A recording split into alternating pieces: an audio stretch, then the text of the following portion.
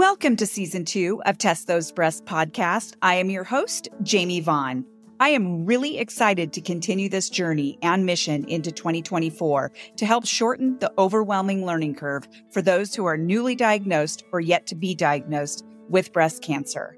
It has been such an honor and a privilege to be able to connect and interview many survivors, thrivers, caregivers, oncologists, surgeons, nurses, therapists, advocates, and more in order to provide much needed holistic guidance for our breast cancer community. Breast cancer has become such an epidemic, so the more empowered we are, the better. By listening, rating, reviewing, and sharing this podcast, it truly does help bring in more listeners from all over the world. I appreciate your help in spreading this knowledge. My episodes are released weekly on Apple, Spotify, and other platforms, and soon to be on YouTube. Now let's listen to this next episode of Test Those Breasts. Hello, friends. Welcome back to this episode of Test Those Breasts. I am your host, Jamie Vaughn. And today I'm so excited to have my friend Tiffany Johnson on my show. We have quite a story to tell, but a little bit about Tiffany. She has lived in Reno, Nevada most of her life, enjoying all of the year-round activities that Northern Nevada has to offer. She loves being in nature, whether it be in the mountains or the desert. She has a loving and devoted husband of 27 years and two fantastic young adult children. Tiffany has been an educator for 26 years in the elementary grades and continues to find joy in her work. She is a breast cancer survivor who discovered a new purpose during her recovery phase from cancer treatments. She recently became certified in trauma-informed wellness practices, including yoga, meditation, and breath work. Tiffany has decided to use this certification to give back to the cancer community by offering wellness practices to cancer survivors. In addition, she offers wellness practices to her students in her classroom. Well, hi, Tiffany. Thank you for being on my show. I'm so excited. How are you doing today? I'm doing very well. Thank you. I appreciate you having me on. Yeah, well, of course I'm going to have you on because we have quite a story to tell. You and I met in such a weird way. I know that I'll kind of give the backstory a little bit. We met through your husband, Jared. And Yes. so I was actually in my last year of teaching and I was an itinerant teacher. So I used to push into his classroom every week and he and I just hit it off like crazy. We used to talk about, wow, we could be brother and sister for sure because we had some things in common. And he would talk about his lovely wife, Tiffany, and how she was a teacher and all this stuff. And at some point, he came into the classroom one day when I was in there and said that you had been diagnosed with breast cancer. And I was just so saddened to hear that. He definitely looked like he was pretty freaked out by it as well, and which totally rightfully so. But I just knew that his wife had breast cancer. And I want to say that he probably mentioned that you went to Reno High School, which is where I went. But at the time, I wasn't really thinking about that until we actually met. I think that I made the connection that you were a little bit younger than I am and that your sister went to Reno High School. And I'm pretty sure he mentioned your sister. And I think I made that connection like, oh, yeah, I went to high school with her too. So that's kind of what I knew about you. And then all of a sudden, very shortly after, in actually June, because you were diagnosed in what month of 2022? May. So I was diagnosed literally a month later, like June 11. And I remember just being so overwhelmed, but I remember thinking to myself, I need to send a message to Jared because, wow, it's just so weird that his wife has breast cancer and now I do. So I texted him and told him, and he was like, you've got to be kidding me. This pisses me off, And so we ended up meeting at Homage Coffee, right? Yeah. And now that's closing, which I'm so sad to hear. Yeah. Yeah, everybody's really upset about it. But anyway, it was a lovely meeting because you and I got to make that connection. And you had just found out that you had to go through some things that you didn't realize that you had to, I think. And so we were both losing our hair and everything. So that's our story. And we've just been in connection ever since. And we actually started a text message group or a instant message group called Badass. What did we call Badass it? warrior queen. Badass Warrior Queens. And we had a couple of other cancer survivors, patients on our group, and we always kept in touch with each other. And since then, we've lost one of our warrior queens, which is so sad. And I'm really glad that we got to know her and we were able to support each other in that way. But you and I have been in contact ever since, and you and I have popped out on the other side and have this new purpose. And I just love the fact that we both have short hair and we love it and all the things, right?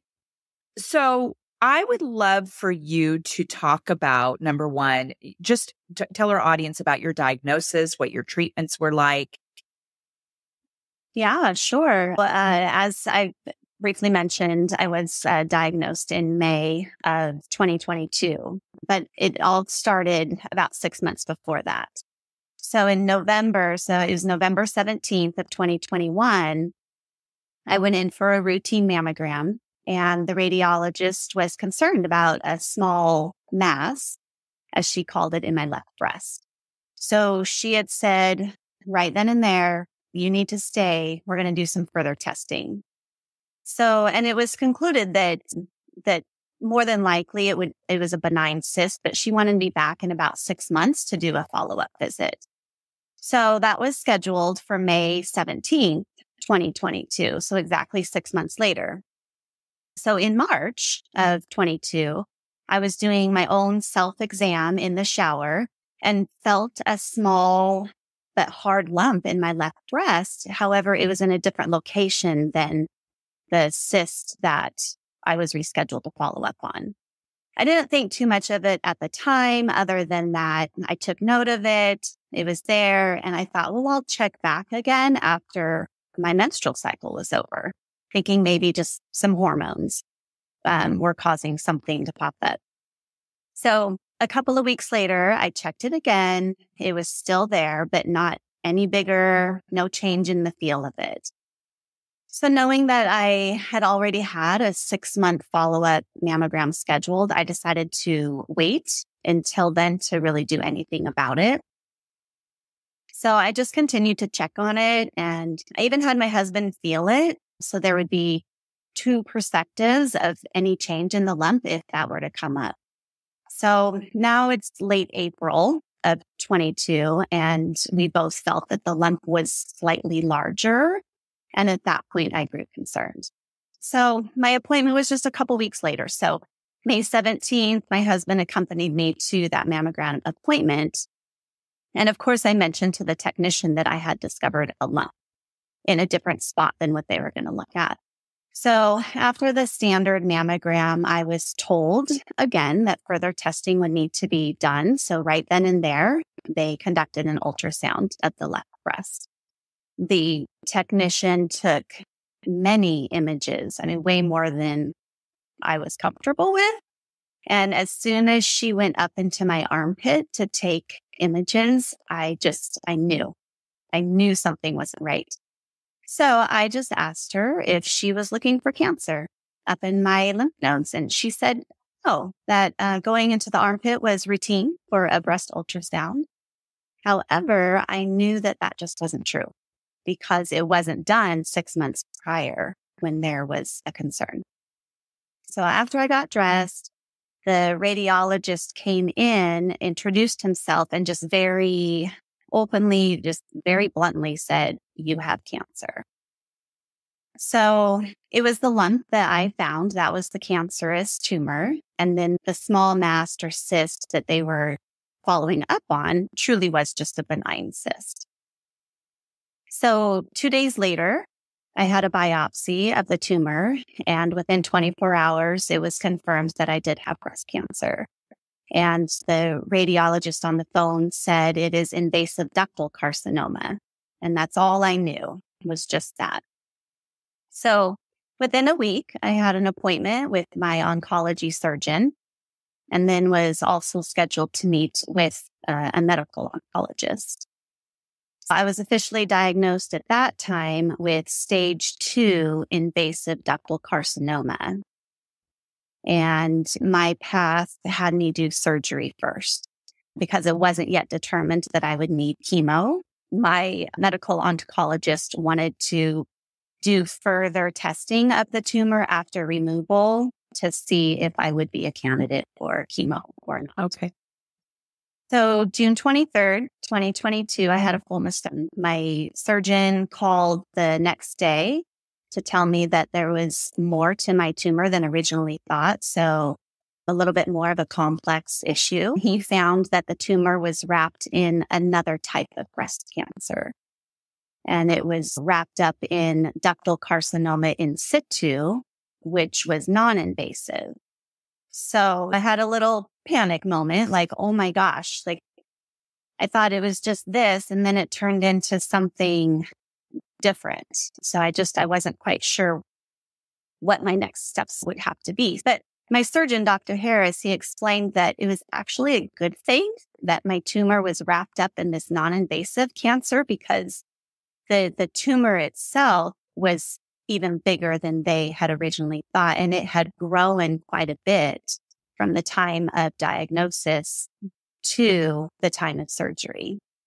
So he said that that non-invasive ductal carcinoma in situ was encapsulating the invasive.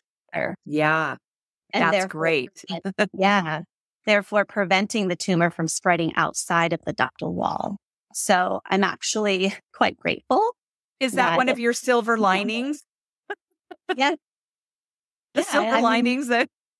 Yeah, it actually is when you think about it, that having it wrapped up in that was a really beneficial thing. So when all was said and done, my final diagnosis was stage 2, invasive grade 3 ductal carcinoma and non-invasive ductal carcinoma in situ. So my oncologist did have my tumor further tested for a test called Oncotype DX, which maybe you're familiar with. Mm-hmm. And this test would, of course, reveal the next steps. Would my type of tumor and cancer respond to chemo or not? Can you explain what Oncotype is? What is that? What is that? What are they doing? Well, from what I was told and my understanding is just that it's testing your cancer to see if chemo is going to be beneficial for you or if it's not. So it goes by numbers. So if my number for this test came back at, I think it was 16 or below, it means that the chemo wouldn't do me any good for a chance of recurrence. So it wouldn't help. If my number was in the gray range, then there would be, and again, I don't remember the exact number, but there'd be a higher chance that chemo would stop a chance of recurrence. And then if my number was greater than 25 or 26, then absolutely I was a candidate for chemo. And my number was at a 32. Okay. Thanks for explaining that because I never had heard of that at the beginning. I've never heard it from anyone except for after I was cancer free. I started hearing that term. So thank you for explaining that to our audience and me. Yeah, for sure. So my number was high and my oncologist said you absolutely need chemo because if you don't have chemo, you have a 25% chance of recurrence. And I thought that number seemed pretty high. So, and she said, with chemo, then your chance of recurrence drops to 10%. So my husband and I really talked about it and we both agreed that, yes, of course, as much as I didn't want to do chemo, I was going to do it because dropping from 25% to 10%, that's huge in my mind. I'm going to do everything that I can to lessen that chance of recurrence. And then she told me that because I was estrogen receptor positive, that I would then be put on hormone therapy after chemo. And that is for 5 years, which would then take my chance of recurrence down to about 5%. So awesome. I like those odds a lot better than 25%. Yeah, absolutely. Yeah. So I started chemo in August of 2022 and went through 4 chemo treatments. And then about a month after chemo ended is when I started the hormone therapy. So I'm currently on the estrogen blocker tamoxifen and have finished my first year of that and happy to report that it's actually going very well. I don't have too many side effects from it. Very good. And I think I might have met you in person after. Did I already have a chemo session? Because mine started July 18th. Yes, we had spoke on the phone a few times before we had met that, yeah, you had gone through a chemo treatment. I think just one. And then we met up at, uh, at the bakery to chat a little bit. Yeah, And because I think I was going in just 2 weeks after that or something to do my first treatment. right. And I remember you were pretty scared. And I remember someone told me, one of my friends, the parent of some students I taught, she asked me one time, she goes, "What are you afraid of?" Because she had breast cancer. And I told Mhm. her, I said, I'm afraid like there's this big monster that's going to come in my body and I'm going to get really super sick and all the things. And the one thing that she said to me that really, really stuck with me was, I'm really looking forward to you getting through your first treatment. Once you get through that first treatment, you'll at least have an understanding more because the unknown is always so scary. And at least you'll have that understanding of what to expect. And then you'll be able to go into them a little bit easier. Is it easy? No, but at least you'll have this understanding of what to expect. So, and it was true. And I remember I probably told you that as well when we met, because I know that you were really scared and I'd already got through my first one and we made Mhm. it through. We made it through, girl. We did. We absolutely did. So I want to kind of walk back a little bit. Can you share with us who Tiffany Johnson was before breast cancer? Sure. I had asked my husband about this yesterday after talking with you about that same question. And he's like, I don't know. I mean, you need to say that, And so I've been thinking so much about that. Of course, through this whole journey, it's like, okay, well, how have I changed over the course of this time? And I think back and realize, okay, I've always been a fairly laid back individual, super laid back, really positive, just definitely go with the flow type of person. And one who didn't really get my feathers ruffled too much. I've always been quiet, reserved, so very much an introvert, but even that little introvert enjoys occasional social interaction, things like that.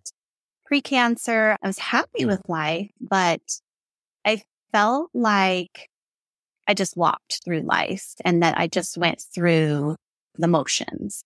I don't know that I was really living it. And thinking back, I just kind of feel maybe I wasn't present in much of my time pre-cancer. So I don't know that I was really noticing all around me or, the beauty around me, not only the beauty like in the natural world, but the beauty in others. So I allowed myself to just work so much. I let work consume me, which then ended up controlling my life. I'd get stressed, I'd get overworked. And that I see now that really wasn't my best self. And I think I can see that now because of who I am now. I'm a different person. So I really wasn't being my best self. And um, I'm not going to dwell on that or, be super regretful for a life like that. But I've learned so much from my cancer journey that now I can only move forward and I have to allow myself to become the best version of myself for me, first and foremost, but then for my family and for everybody out there, just kind of like for the greater good of everybody that you interact with on a daily basis. Wow. So that's pretty much who I think I was before.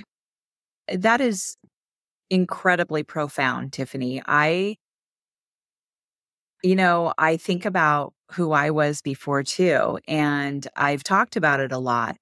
And I always thought that I saw the beauty in things, and I think I did, but nothing like I see things now. And isn't it interesting that a traumatic situation that we've both been thrown into, none of us asked for this. We were totally freaked out, got through it, and sort of bloomed a different version and have so much more appreciation, and we notice things a lot more, and we probably have deeper relationships with people. Like I know that with my husband, I have a deeper relationship with him. It took a while to get there, and we had to tumble through this together.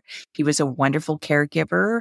We had to learn how to understand each other because of this diagnosis, and we've done the work, and we are more connected now, and we were connected a lot before, but we're more connected today.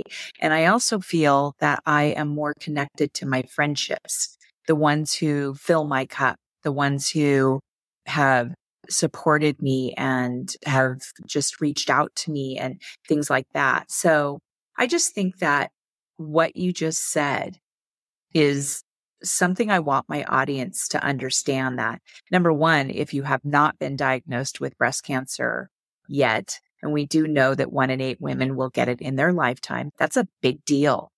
And so one of my missions is to educate, shorten the learning curve, bring awareness to whatever you want to call it, especially for people who haven't even been diagnosed yet, because there were so many things that we didn't know about this before cancer. And I knew a lot. Like I had friends who had it.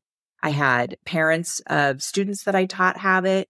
So I Mhm. knew quite a bit, but of course we know so much more now. And I wish that I would have known so much more before I was diagnosed. And this is what I want people to know, what kind of person you are and who you were and how this trauma has affected you and helped you move through life into appreciating things so much more. You see things so much differently, and you're probably a whole heck of a lot more empathetic than ever before. So thank you Yeah. for sharing that. Yeah. Yeah. Yeah. Of course. Yeah. Yeah. It is very life altering. And for those people who are just diagnosed, are in our position that we were in at the very beginning and are really fearful, I want them to listen to, and it's okay to go through those emotions. In fact, it's important to go through those emotions and allow yourself to be angry, sad, scared, whatever it is. Mhm. But I do want people to know that you're going to you're going to be okay. Like this is a treatable disease. Statistics show that this is a very treatable disease, and it sucks going through it. But just know that when you are cancer free, there is going to be some serious silver linings, right? So, um, Absolutely. Yeah. so breast cancer comes with a ton of emotions, like we were just talking about. It just does. What Mhm. emotions did you experience, and how did you work through these emotions? You're right. It does come with a lot of emotions, and it does take a lot of time to work through those. Through my journey, I'm certain that I've experienced every emotion possible. From the beginning, it was shock, denial, which then, of course, had to quickly turn into acceptance. And then as you go through your surgery and you lose a body part, you have a lot of grief and fear as well. I went through depression, um, through I don't think that I became depressed really until chemo, because chemo just really alters you. And that's when I really fell into a depression.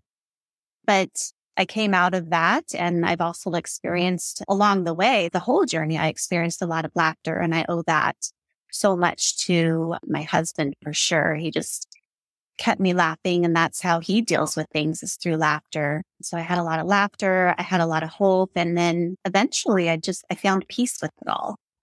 So a ton of emotions for sure. I would say that through these emotions, you have to deal with them at every step of the way. And I did just that. I wasn't, just like, oh, I'm just going to push everything off to the side and just keep going forward. I really had to have time and space in order to work through those emotions, not only with my family, but I had to work through those emotions by myself as well. And I'm really grateful that I had the family and a group of very close friends who gave me the time and the space to do just that. They allowed me to navigate my way through that array of emotions. And along the way, and I'm sure you've probably experienced this as well, people would say to me, Tiff, remember, you're not alone. You're just not alone in this. And to which I always responded, yeah, you're right. I'm not alone. And I'm so grateful for you and your support. And I took their support. But like I said, sometimes I really had to be alone. And that was the only way that I could very organically, very authentically deal with my emotions on such a deep level. I had to have that space and that time. And I found that my caregivers, my husband, my daughter, my mom, other loved ones, they want to fix things for us when we're sick or when we're not well. They want us to just feel better, but they can't fix anything. Only we can do that for ourselves. They can be there as our support when we need them, but only we can really go in and take that deep journey to deal with those emotions on a level we need to. So those are the emotions that I felt and how I dealt with them and allowed myself to deal with them. Yeah. Well, Jarrett is a funny guy. So I can see him trying to make you laugh. My husband's a funny guy too. I actually put together, one of my friends told me that I should get a healing room, that I should put together a room for myself so that I can go to. She said, you're going to want to be alone sometimes, especially after treatment. So it was the best thing. And I had girlfriends and my husband come together and take one of our guest rooms and completely transform it into a healing room for me, which has since become sort of a closet for me too. So I have extra clothes in there. But I will say that it was really nice to be able just to go in there. My husband put a TV in there and I had a fan, I had a refrigerator. All my friends came together and did that for me. And I'm just so grateful for that because it allowed me that solitude that I really needed. Because you're right. No one can fix it. No one can get you through those emotions but yourselves. And being able to work through them, it's hard work and we'll never forget it. Right. So, yeah. And I really will say that because of our little group we had, the Badass Warrior Queens, you were so great at checking in with everyone. Sometimes I was feeling horrible or maybe didn't check in for a while. And maybe the others didn't check in for a while, but you always came in and said, hey, how's everyone doing? And that kind of was like, oh my gosh, we have this group. I forgot. Didn't really forget, but it was just really nice. And you were so supportive. And I feel like all of us together, we got to go have lunch with each other and a couple of times. And that was really nice too. And that helped with emotions because we all knew what we each other were going through, right? Right. It's so important to have that support system with other survivors. So I do want to go back and talk a little bit more about Jarrett, your husband, and your kids and your parents. How did your family react to your diagnosis and how did they work through it with you? And I know you talked about how Jarrett would make you laugh and people were there for you. What else can you add to how they reacted to the diagnosis and how they actually, I don't know, tumbled through it with you? Yeah, well, like me, they were shocked, worried, scared, saddened, all of that. They went through their own entire set of emotions. And at the initial diagnosis, I have to say my husband was in far worse shape than me. I was in disbelief there at the clinic, but very composed. Whereas he was like completely terrified and had an emotional breakdown right there in the parking lot after we left. And we stood there outside the truck for a long time, just crying and dealing with it because it was such a shock. He was so emotional that I actually offered to drive us home. I said, I think you need to give me the car keys and we need to go. I need to get home right now. And we laughed over that. And he said, no, I'm fine. I'm fine. So we got ourselves home and then were able to, deal with what we were dealing with. It was the work day. So we both had the day off. The kids were not home. So after that initial shock of my diagnosis, we then had to, as a couple, as parents, try to figure out how to tell our children. And they were older. Bridget was 17 at the time. Grady was 20. So they were older, but still living both at home. And telling other family members was easy in comparison to telling our kids. That was really hard. And there were a lot of tears, a lot of questions, and a lot of hugs for days on end. They were scared. They didn't know what was going to happen. We've had family members with cancer before, but the kids were so little that they just don't remember.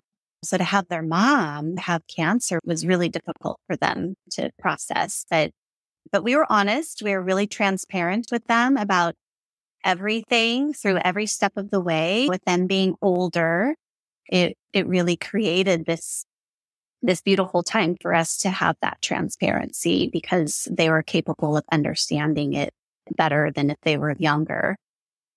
So we just offered conversation all the time. And when it came time for me to shave my head, so I had my first chemo treatment, hair was coming out in clumps. A great way for us to all deal with all those emotions was the four of us sat down here in the living room, and my husband, my son, my daughter, they all took part in the shaving of the head ceremony. So I think that was a really beautiful moment for all of us to just come together and be like, all right, we're doing this. We're getting through this. Shortly after that shaving of the head, our son did continue on with his plans to move out of state for school. So that was a little bit hard for him and for me because I think he wanted to be here to support me, but he needed to move on and do his things. But our daughter was still here with us, and part of her journey with me and going through that emotional time was she joined me on a couple of times for my infusions or for doctor's appointments. And she had said that by doing that, it really helped her understand my situation and understand what I was going through. And she also got to see other people getting their chemo infusions. And it just, I think, created this space for her to really get a different perspective. And I think she really grew from that. And of course, my husband was my rock. After his breakdown in the parking lot, it took him a couple of days to come to terms with it all, as it took all of us time. But after that, it was like game on. And he was there at every appointment, except for the time he moved our son out of state, but he was there the whole time. And he was researching on his own anything and everything. And what's the best thing to eat when you're on chemo or, whatever it was. He was always researching something for me and trying to just help me in ways to feel better. He was my number one caregiver. And we've talked about it that I think in another life, he's probably going to be a nurse because he was so good at being a caregiver. That is so great to hear because we definitely know that this takes a real toll on marriages. We know that there is a high divorce rate in, when people get these kinds of diagnoses. And sometimes it has to do with age. Sometimes it has to do with lack of connection before it all happened. We don't know. It's some people just have a really difficult time dealing with that. And that's why I say, with my husband, he was just the same. He was such a great caregiver. He game on. That's what his whole thing was. And he was there with me every step of the way and made sure I was eating and exercising and all the things. And so I feel like that's something that caregivers need to know. We're going to talk about that in a second. Your daughter, at such a young age, watching her mother go through breast cancer. So now we know there's breast cancer in her family, right? So she has gotten herself a pretty good education on why it's important to listen to your body, make sure that you are always checking, noticing things about your body, because you're the only one that knows. And you found this in the shower and then you found it later on. And so just the mere fact that you were aware of your body, you had Jarrett feel that. I had my husband feel my lump as well. And it was different. It was a different type of lump than I had felt before. So your daughter is probably going to be quite a little trailblazer herself, you know, right after her mom, and making sure that she's taking care of her own body and probably helping to educate others as well, which is not a bad thing. We need to bring awareness, especially to younger women, because I've talked to so many women in their late 20s and early 30s who've had breast cancer. And so it's just getting younger and younger. And so this particular podcast is called Test Those Breasts. And it's all around the premise of early detection is where it's at. We're lucky we caught it at a fairly early stage, right? Uh-huh. At least earlier than stage 3 and 4, right? So let's go back to caregivers. What kind of advice do you have for, say, current caregivers, to those who will, or even those who will likely become caregivers in the future, given your experience and given Jarrett's experience? I would say patience. First and foremost, be patient with your survivor that you're caring for. If you have never had to undergo cancer treatments, you just don't know, you don't fully understand what they are going through emotionally and physically. And that's okay. They just need your unconditional love and support. Ask them how you can best support them. I think that that's key. You know, they need to have choice in how you are helping them. And I'd say be aware that their body is changing moment by moment as they undergo treatment. The effects of chemo, as you know, Jamie, are cumulative. So how your person you're caring for, your survivor, is after the first infusion is very different than how they are after that last infusion. After my first infusion, I mean, it was horrible. It was really bad because my body just went into shock. But compared to my last one, where I was so incredibly weak and so fatigued, I was a different person. So I think caregivers need to understand that as well. I would also say get a family member or a close friend to create a meal train for you so you can care for your survivor without the stress of planning meals or cooking meals. So one of my dearest friends did that for us. Initially, we said, oh, no, we'll be fine. We can handle this on our own. And then reality set in and it was like, oh, gosh, no, we cannot handle this. So my dear, dear friend Lisa created that meal train for us, and it was amazing. You know, whether I ate the meals or not, you know, based on how I was feeling, at least my family had a good, solid meal a few times a week by people who were so giving to us. So I would say definitely get somebody to create that meal train for you, take that stress off. Maybe even ask for help, ask people to come in, people who you trust to come in and maybe clean your house for you. So you, again, can care for your survivor without having to do that routinely. Have them do a couple loads of laundry or your grocery shopping, whatever it is. Don't be afraid to ask for help because people really do want to help. They just don't always know how. So if you can tell them how to help, that is so beneficial. Yeah, that meal train was very helpful. We were at the same, I was totally open to it.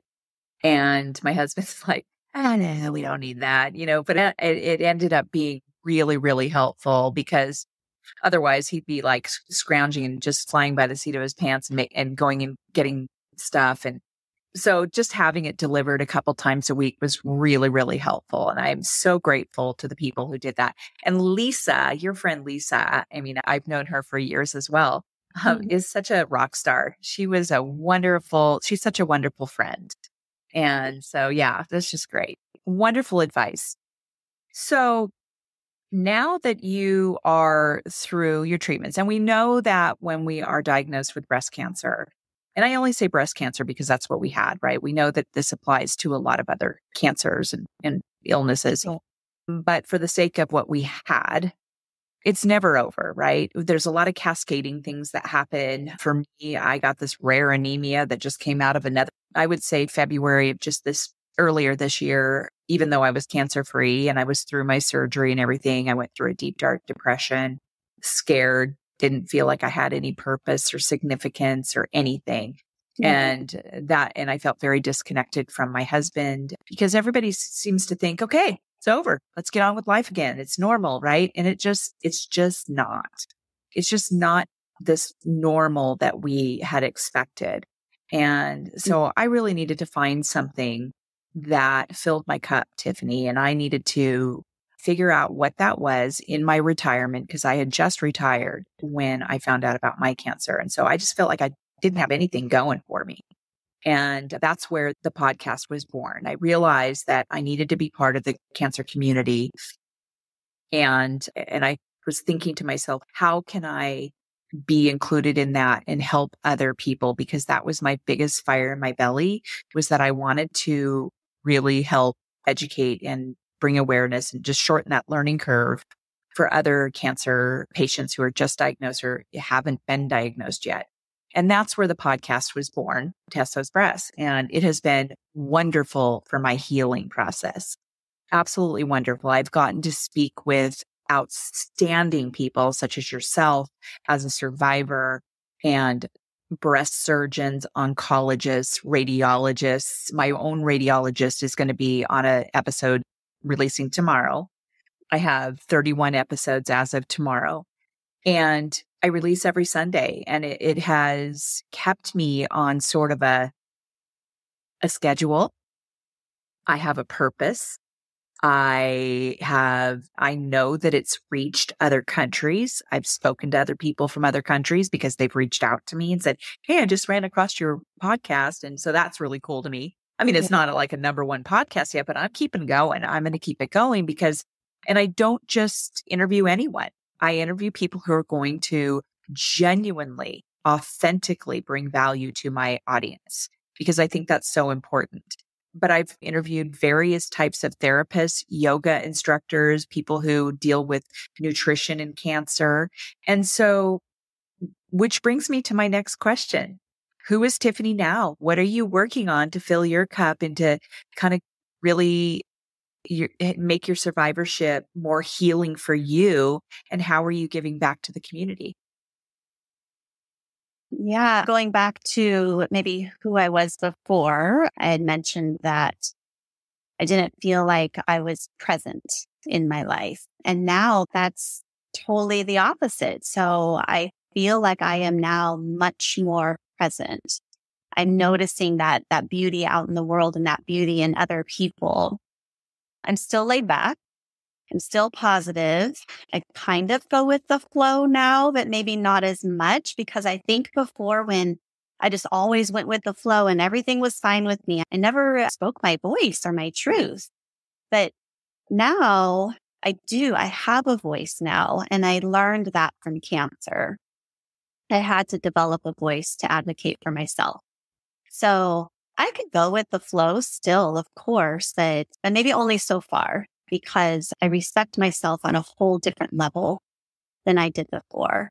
And I feel like I need to really honor myself. I need to honor my time, honor my family, and just my life in general. So I don't want to just go through the motions of life anymore and just be so carefree, go with the flow type of person. I want to wake up and I want to feel it. And I do feel that now. I do wake up and I feel life and I want to create joy and experiences for myself every single day, far more than I ever did before cancer. Even the hard days, I find joy in them. And it might just be something super simple. Like the other morning, there was a ton of frost on my windshield and I walked out and I looked at it and I'm like, oh, okay, I guess I'll have some scraping to do. But then I really looked at it. I really saw it and I'm like, whoa, there are some really cool patterns in this frost on my windshield. So I was like, okay, I could have taken that mild irritation of frost and having to scrape it negative, but I didn't. I found the joy in it. Like, whoa, look at that, and it's just changing your perspective. And that's where I feel like I am right now. So that's important to me. And like I said, I'm really beginning to become much more intentional of noticing things or noticing people in the world in just different ways. There was a quote that I actually came across several days ago, a yoga sequence for the cancer community that I'm working with right now. And the quote had said, I wonder how many people I've looked at all my life and never seen. And there was certainly a part of me pre-cancer that lived up to that quote. And I think that that's part of what I've been talking about with joy is you looked at people all your life, but you haven't looked deep enough to find something really special and really cool about them, something that you can create joy with about them. So I'm definitely seeing people now in a different way. I'm looking at them, I'm interacting at them or with them through a different lens. I find just that the connection with people is something that I want, I desire, I crave now. I'm still introverted, but not, maybe not quite as much. I want that connection. So I think I'm more patient as well, more understanding, as you had said a little bit ago, definitely more empathetic. I think I feel you like also have boundaries. You also have boundaries. Yes, of course. Yeah. Of course. But I feel like I'm now finally starting to become the best version of myself post-cancer. Well, you are a very enjoyable person to be around. And it is kind of funny because my husband always says he's an introvert and but he also has some extroverted characteristics about him. And there is such thing as an introverted extrovert. Yeah, that's just so you know. I don't think I'm quite there yet, but you do.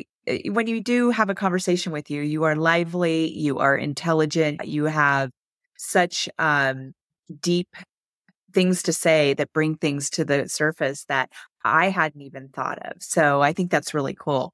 Your yoga. So you work with Cancer Community Clubhouse for one.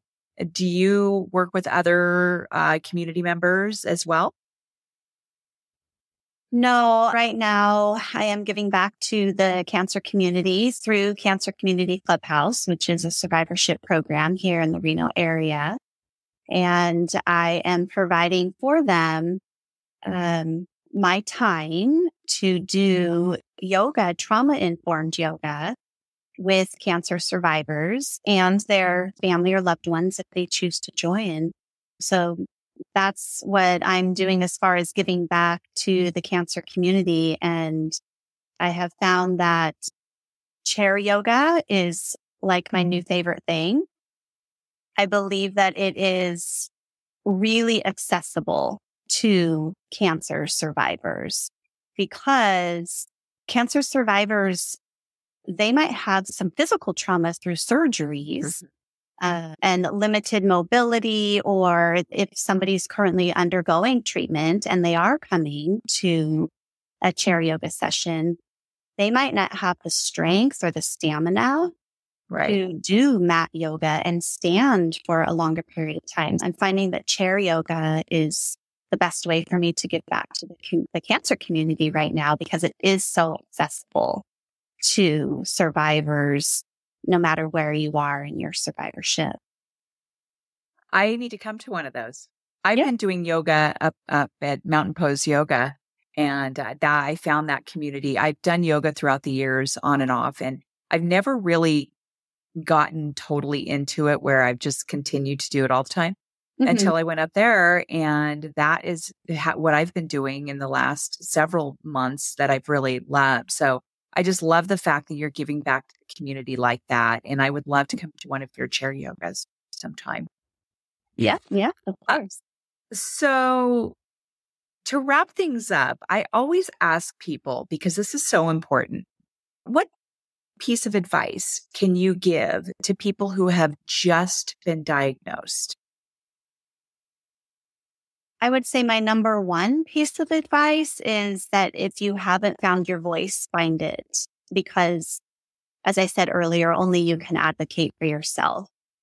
I found that to be huge when I was talking with my medical team. I had to have that voice, and that's the advice I would definitely give out.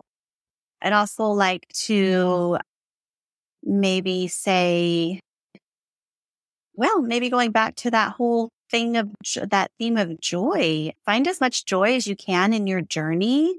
Really find those bright spots that make you smile or make you laugh or just fill up your soul a little bit and wrap you in warmth, even in the darkest of times, like chemo can be or a cancer journey can be, we can still find joy. And as I said, my husband created some joy for me as well with all the laughter along the way. As we know, the cancer journey really knocks you around physically and emotionally. It takes you down. It takes you down some really dark tunnels. So I would say honor every emotion, every pain that you're feeling, own all of it. And just, I guess, get down and dirty with it and then pull yourself up by finding those bright spots. Also, connect with other survivors. That was a huge part, is still a huge part of my survivorship, is connecting with other survivors. You need to get out and talk to people who get it, people who understand it, people who get you during this time that you're going through. Yeah, great advice. Really good advice. One of the things that my husband and I always did, we just knew that on the third week of my treatment, I was feeling the best. And so we would go camping. And we always looked forward to where we were going. We picked new places that we had never been to, took the dogs, and just had a wonderful time, and then headed into the next treatment. And I just had that to look forward to. And I really do believe that people need to make sure that they don't just sit on the couch and you got to get up and move. You got to go walk walk around the block or something like that. So yeah, great advice. Okay. Well, Tiffany, this has been really enjoyable. I really love having a conversation with you. I do have a couple of resources that I'm going to put in the show notes, one being Cancer Community Clubhouse, because that community has been so amazing. And I love bringing awareness to that, and other people in other states, cities, countries. It's so important to try to find where those communities are, because they're there for you. And I never knew about Cancer Community Clubhouse until a little while later. And then you used to bring it up a lot. You were saying, I'm going to this or I'm going to that. And I never went.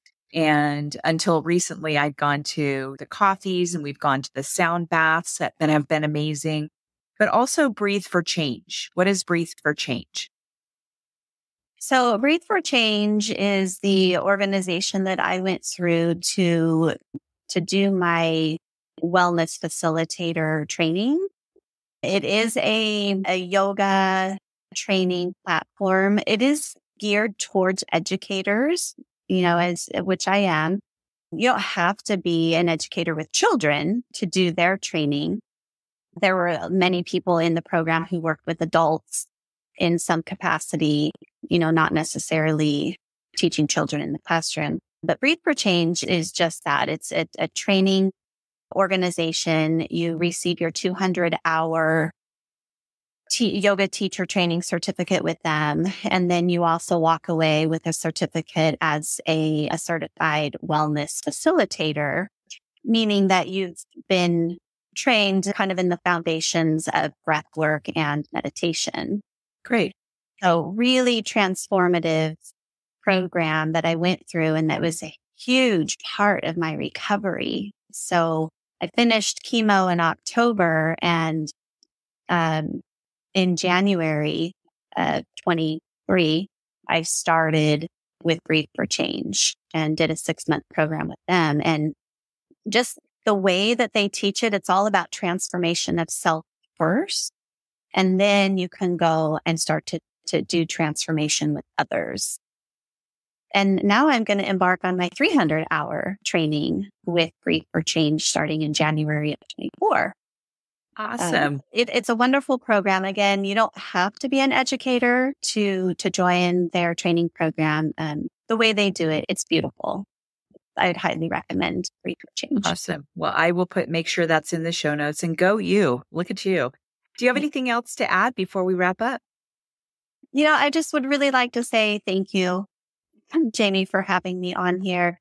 It was such a pleasure to go through our journeys together. I'm so glad that Jarrett connected us, and the timing of our diagnoses was like spot on, Yep. It had to be diagnosed. It's better to be diagnosed with other people that you can relate with and ride that journey together. Yeah. Thank you so much for all of your support and having me on here today.